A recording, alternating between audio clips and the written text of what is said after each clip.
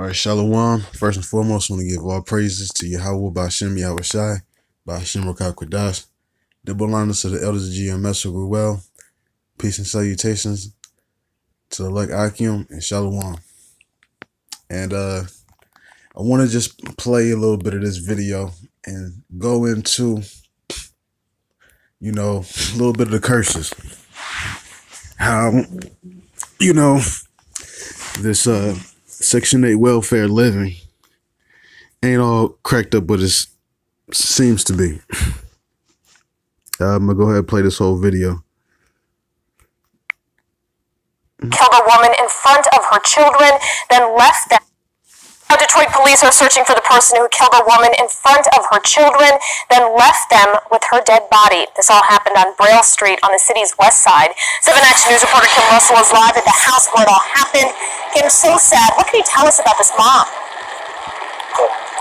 I spoke to a neighbor who said La Diamond loved her children more than anything. So to hear her say they witnessed their mom's murder is heart-wrenching.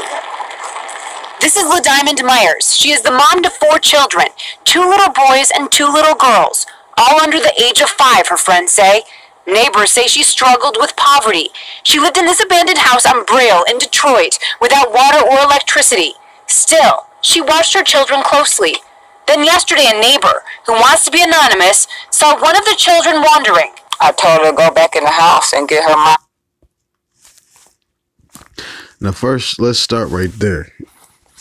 It says that here you got, and I don't know how old she is. She looks young. I'm going to say around like 24 maybe. But here you got this young woman. And it says that she lived in this abandoned house with 4 kids.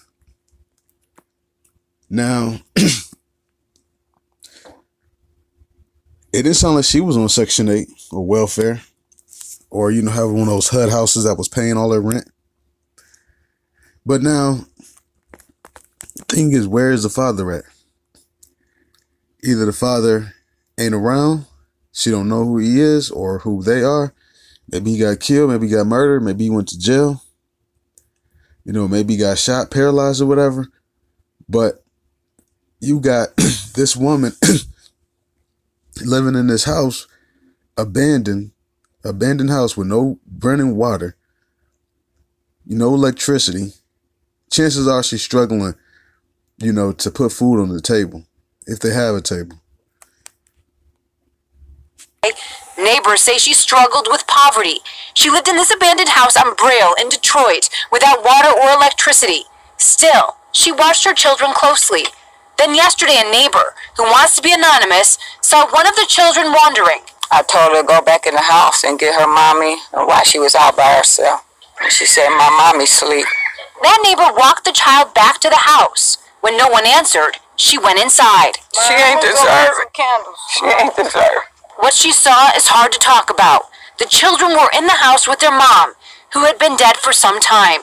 She had been beaten and stabbed. The thought of their mom, wouldn't wake up and they're trying to wake up their parent up is a hard thought to think about. They don't know what's going on. As kids, they think that mom's just sleep and mom is in there dead. I loved her. She loved me. She was always, very kind. She always had a smile. I never seen her, upset or nothing. She was just nice. She was just a nice, friendly person. A nice, friendly young girl. Police are not releasing any information about who they think is responsible. However, they did tell me at this point, no one is in custody. Reporting live in Detroit, Kim Russell, 7 Action News. Kim, did she live in the house with anyone else? Neighbors tell me the boyfriend of La Diamond, the father of some of her children, did live in the house with her, and they haven't seen him in recent days. Police, however, at this time say they're not calling him a suspect. All right, just heartbreaking. Thank you so much, Kim, for that live report. Okay, so actually, Slaki, he actually was staying in there with him, but he wasn't able to take care of his children. Now, what I suspect is chances are that she probably was basically tricking out of there, because you got a lot of black women that, you know, will resort to, they say, sex sells. And even with the case with Doug Calhoun in Detroit, or Chef Doug, you know, this dude and his 16-year-old girlfriend was living in his house, and they was basically tricking at it. She was tricking. And he ended up, you know, the boyfriend ended up killing. The trick was Doug Calhoun, or Chef Doug. And now you got women like that will actually resort to prostitution. If you watch True Crime Daily, so many of these struggling single moms, you'll see a lot of them, you know, they live a double life. You know, they're in prostitution, or they doing this, or they doing that. So I'm suspecting that, because why do you have a man inside the house with you and you're homeless? What type of man would be in a house, you know, abandoned house, with a woman that has no electricity, no water? What are y'all going to do? Y'all not going to watch TV because ain't no electricity. You in there because you want to have sex. And chances are, what I'm assuming is that, you know, she, you know, paid the ultimate price for that. And now there is no, you know, HUD house that was, you know, that she had. You know, she was cut off. I don't know what her circumstances are, but, you know, these are part of the curses of Deuteronomy. This is Deuteronomy 28:34. It says, so that thou shalt be mad for the sight of thine eyes, which thou shalt see. And that's, you know, very, you know, upsetting to see, you know, a kid see his, you know, his mom dead. You know, a father comes back, find out that his, you know, his wife is dead. And now his kids were at home, you know, wandering around. You know, that's, you know, you're going to be mad for that sight.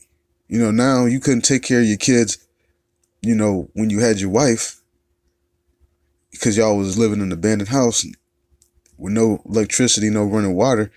But now you have, you know, now you don't even have an extra parent to help. You know, and the scripture says the love of many shall wax cold. This is Matthew 24:12. It says, and because iniquity shall abound, the love of many shall wax cold.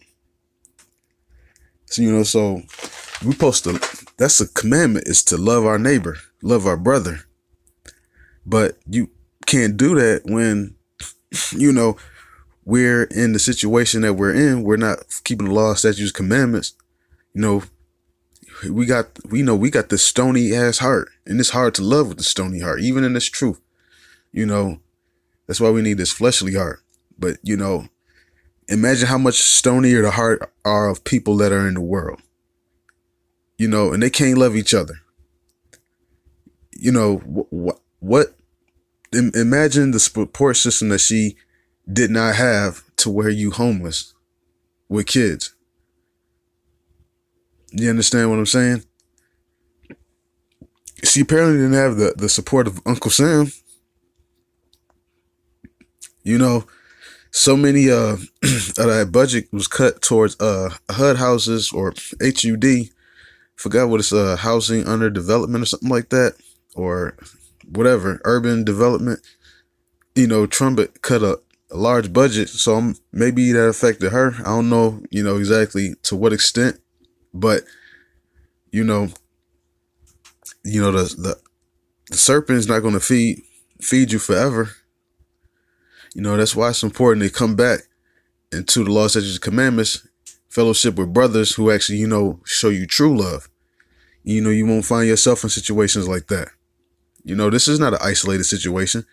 There's other women in other cities that are living under these circumstances. Maybe they don't have 4 kids. Maybe kids might be grown. You know, but watch some of these, you know, true crime dailies, or, you know, these murder shows, because actually it's unlike reality TV shows. These murder shows and like CSI or forensic science and stuff like that. It shows you, the real stuff that a person was struggling with, stuff that person was doing that led up to the crime that they commit, and you start to see habits and stuff like that. On that note, I want to give all praises to Yahweh Bashem Yahushai. That belongs to the elders of GMS. We were well. Peace and salutations and shalom.